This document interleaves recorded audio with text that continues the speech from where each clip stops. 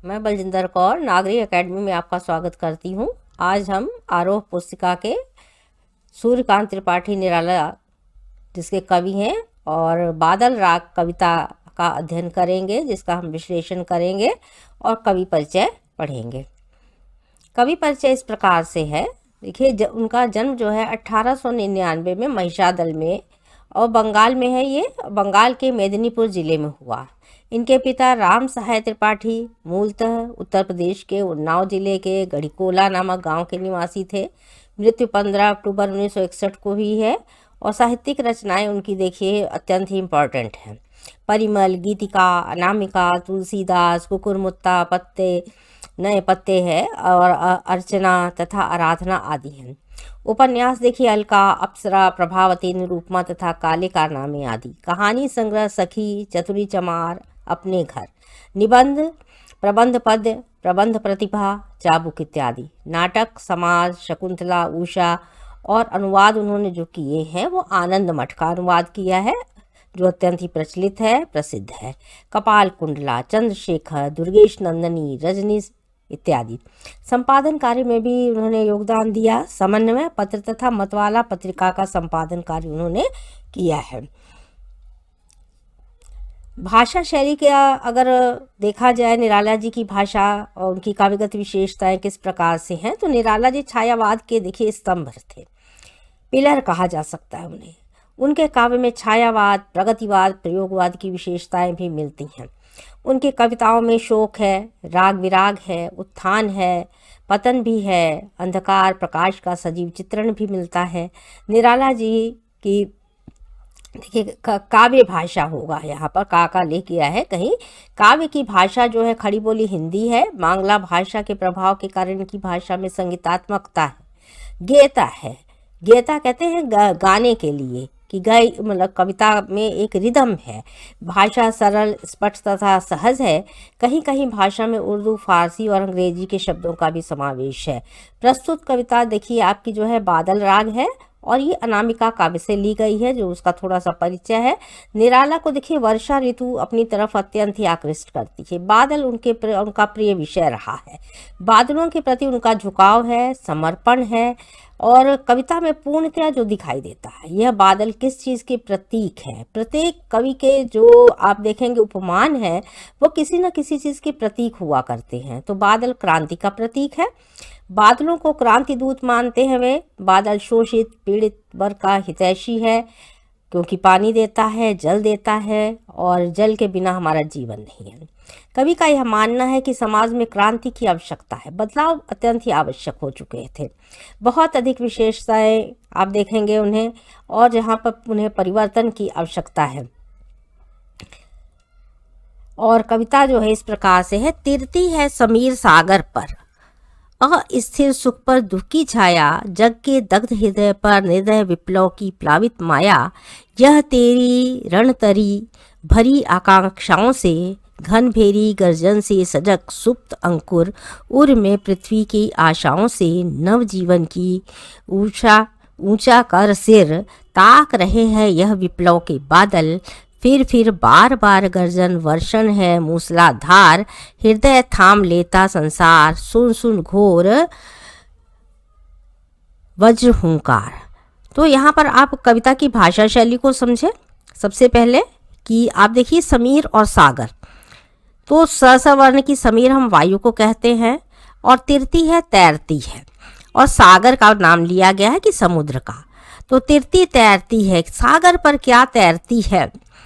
तो सागर पर या तो नौका तैरती है, लेकिन यहाँ सागर पर कवि कह रहा है कि सागर पर क्या है, हवा जो है दिखाई दे रही, तैरती हुई हवा सागर पर दिखाई देती है। और ये हवा कैसी है? अस्थिर होती है, कभी ये चलती है, कभी रुक जाती है। सेम यही कंडीशन क्या है जीवन की भी है। अस्थिर सुख पर दुख की छाया। कैसा है हमारा जीवन? कवि का कहना है कि ये अस्थिरता है। सुख और दुख कभी भी स्थिर नहीं रहते हैं। ये कैसे हैं? चलायमान है, कभी आते हैं और चले जाते हैं। अस्थिरता को दर्शा दिया गया है। जग के दग्ध हृदय पर, जग माने दुनिया के हृदय पर दग्ध जल रहा है। दुनिया का जो हृदय था, आप देखेंगे भारतवर्ष की जो स्थिति थी उसको उजागर करने का कवि ने प्रयास किया है। हृदय हमारा तब जब खुश रहता है तब उसकी स्थिति, और जब दुखित रहता है तो क्या कहते हैं, मन जल रहा है तो दग्ध हृदय है। सबके मन जो है पूर्णतया कैसे हो चुके थे, जले हुए हैं। निराशा की एक भावना है, कारण क्या है उसके पीछे आप देखेंगे। इसीलिए इसे हम कह सकते हैं कि कवि का जो वर्णन किया है वो किस प्रकार का है। शोषित पीड़ित समाज को किस प्रकार से कवि जो है बचाने का, किस प्रकार से उनका आक्रोश जो है वो साफ दिखाई देता है कि कैसे लोग उससे दग्ध है, पीड़ित है। निर्दय विप्लव की प्लावित माया, ये लोग उनका मन, कौन से वे लोग जो पूंजीपति हैं उनका हृदय निर्दयी है। विप्लव है आप देख रहे हैं जहाँ पर एकदम से कहीं ना कहीं क्या हो रहा है, एक तरह की क्रांति की बात की जा रही है कि विप्लव है। वहाँ पर कहीं पर आप देख रहे हैं बाढ़ की स्थिति दिखाई देती है, उतावलापन दिखाई देता है जिससे कि प्लावित है चारों तरफ ये माया का जाल किस प्रकार से भरा हुआ है। यह तेरी रण तरी, यह किस प्रकार की रण कहते हैं युद्ध भूमि में, और तरी कह रहे हैं नौका को। यह कैसी है, युद्ध में चलने वाली जो है नौका की तरह है, युद्ध भेरी की तरह से है, भरी आकांक्षाओं से, इच्छाओं से भरी हुई हमारी ये रणतरी है जो युद्ध क्षेत्र में क्या कर रही है, उतर चुकी है, जिसे कहा जा सकता है।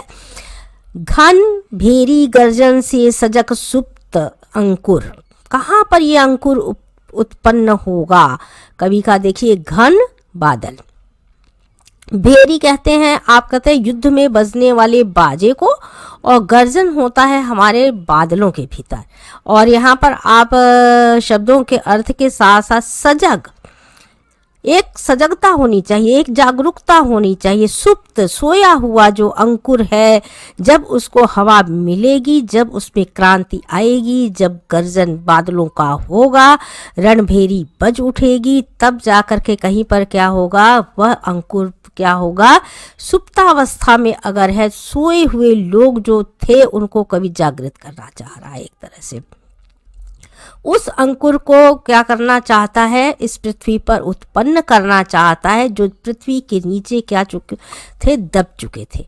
जिस प्रकार से शोषित पीड़ित व्यक्ति को क्या कर दिया जाता है, दबा दिया जाता है, और पुनः वह अपनी आवाज तक बुलंद नहीं कर पाता है, बोल नहीं पाता है। कवि वही चाहता है कि पुनः वह अंकुर फूट पड़े।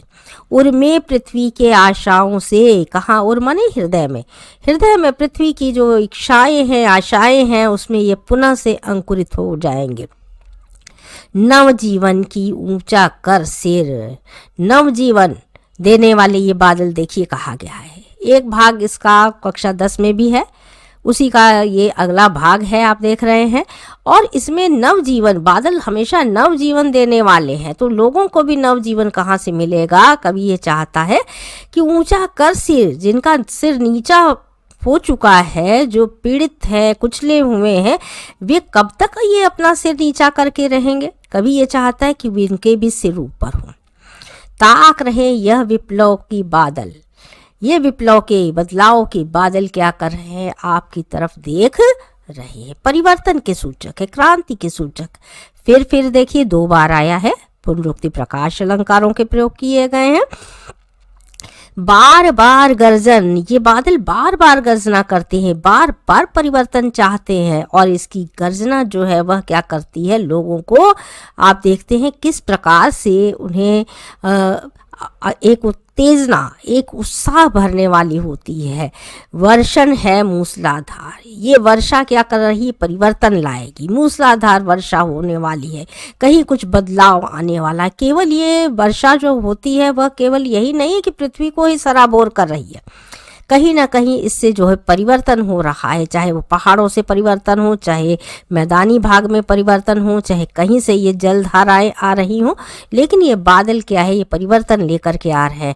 हृदय थाम लेता संसार, जब इनकी गर्जना होती है तो आप देखते हैं कैसे परिवर्तन होता है। संसार के लोग थोड़ा इससे भयभीत भी होते हैं, परिवर्तन होता है। अपने हृदय को थाम लेते हैं। सुन सुन घोर वज्र हुंकार, ये बादलों की जो हुंकार है, ध्वनि है, आवाज है। देखिए सुन सुन 2 बार आया है, पुनरुक्ति प्रकाश है। ये वज्र की तरह, कठोर पत्थरों की तरह हुंकार करती हुई एक ध्वनि लेकर के दिखाई देती है। अशनिपात से शापित उन्नत शत शत वीर, ये किस तरह से अभिशाप है, शापित है। बार बार क्या किया जा रहा है, कवि कह रहा है कि ये शापित है एक तरह से। उन्नत शत शत वीर, हजारों जो वीर योद्धा हैं, जो लड़ने वाले थे, लगता है वो उससे प्रभावित हो चुके हैं। चारों तरफ पूंजीवाद है, आप देख रहे हैं, लोगों की में हाहाकार मची हुई है। छत विछत, कैसे? हत अचल शरीर, अब इन शरीर ये छत विछत हो चुके हैं। उनके अंदर वो जो उत्तेजना, जो जागृति, जो बातें होने चाहिए थी, वो अब नहीं है। उनका शरीर कैसा हो चुका है? अब अचल हो चुका है, जो चल नहीं रहा है। स्थिरता का भाव दिखाई दे रहा है। हत हो चुके हैं, मृत हो चुका शरीर है, उसमें कहीं ना कहीं फिर से जागृति की आवश्यकता है। गगन स्पर्शी स्पर्धा दी, किस प्रकार की? गगन स्पर्शी करा, जैसे गगन को, आकाश को स्पर्श करने की जो स्पर्धा हो कि हम उसे छू लेंगे, ऐसी स्पर्धाएं उन वीरों के अंदर जागृत होनी चाहिए, जो इस समाज के शोषण से लोगों को मुक्त कर दे। हंसते हैं छोटे पौधे लघु भार भार, छोटे छोटे जो पौधे हैं, कभी को ये लग रहा है कि एक पुराना जो दौर है वो खत्म हो रहा है, पुनः एक नए पौधों की जो उत्पन्न होने की जो स्थिति है, जो उत्पन्न हो रही है, लग रहा है वह अब क्या हो रहे हैं कि वो धीमे धीमे उत्पन्न हो रहे हैं। उनमें हरियाली आ रही है, वे हंसते हुए दिखाई दे रहे हैं। लघु भार भार, थोड़ा सा उनके ऊपर क्या है? भार पड़ गया है। आप देखेंगे युवाओं की बात अगर हम कर ले तो उन युवाओं के ऊपर क्या है? उस पुरानी पीढ़ी का भी भार पड़ चुका है, जो दबे कुचले हैं। शस्य अपार, हिल हिल खिल खिल, देखिए शस्य उर्वरा शक्ति से, हमारी भूमि उर्वरा शक्ति से भरी हुई है, लेकिन क्या हो रहा है उसमें? बीज अंकुरित नहीं हो रहा है। कवि क्या चाहता है? क्रांति चाहता है, बदलाव चाहता है। देखिए हिल हिल शब्द 2 बार आया है, खिल खिल 2 बार आया है, पुनरुक्ति प्रकाश अलंकार के प्रयोग किए गए। हाथ हिलाते, लग रहा है कि ये शस्य श्यामला हमारी धरती क्या कर रही है? हाथ उठा रही। ये मातृभूमि है जो अब चाहती है कि इसका शोषण न हो, लोगों का शोषण न हो, और वो अपने हाथ हिला करके क्या कर रही है? इशारा कर रही है। अट्टालिका नहीं है रे आतंक भवन, ये बड़ी बड़ी जो पूंजीपतियों की बिल्डिंगें बनी हुई हैं, ये केवल अट्टालिकाएं नहीं हैं, ये आतंक के भवन हैं। ये शोषण करने वालों का के चिन्ह साफ दिखाई दे रहे हैं। सदा पंख पर ही होता है, पंख माने कीचड़। कभी ये कह रहा है कि कीचड़ में ही तो कमल उत्पन्न होता है। जल विप्लव प्लावन, जल में ही विप्लव होगा, प्लावन होगा, क्रांति आएगी, बदलाव आएंगे, और तेज हवाएं बहेंगी और बाढ़ आएगी। शुद्र प्रफुल्ल जलज से, जलज पंकज में। शुद्र जो छोटे मोटे आप देख रहे हैं लोग थे, वो भी अब प्रफुल्लित थोड़ा सा हुए हैं, उनके अंदर भी थोड़ी सी जोश उत्पन्न हुआ है। ये कमल कहाँ पर उत्पन्न होगा? कीचड़ में ही कमल की उत्पत्ति होती है, ऐसा कवि का मानना है। सदा छलकता नीर, जहाँ पर क्या हमेशा नीर पानी दिखाई देता है।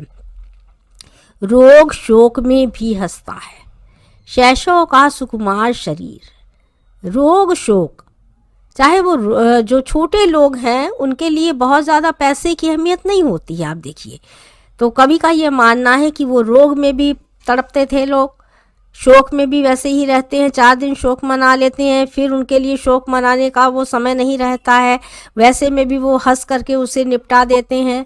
लेकिन पूंजीपति वर्ग किस प्रकार का है इसको आप जानते हैं। कवि ये कह रहा है कि शैशव का सुकुमार शरीर, शैशव शिशुओं की तरह उनका शरीर कैसा है? अत्यंत ही सुकुमार है, कोमल है, रुद्ध है, कोश है, शुद्ध तोष, कहीं कहीं पर थोड़ी नाराजगी, शुद्धता दिखाई गई है। अंगना अंग से लिपटे भी आतंक अंक पर कांप रहे। कहाँ पर?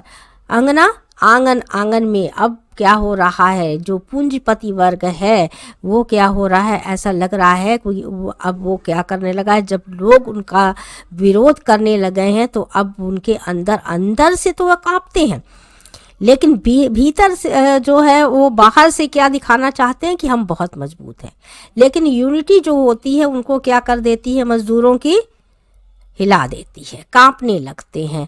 धनी वज्र से बादल, ये कैसे, वज्र की तरह ये बादल बदलाव करने वाले हैं, क्रांति लाने वाले हैं।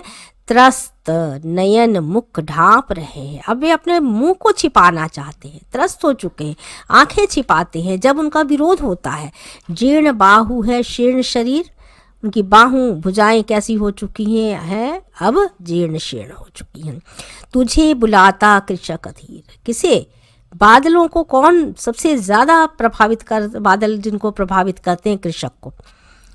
तो कवि ने क्रांति के लिए बादलों का आवाहन किया है।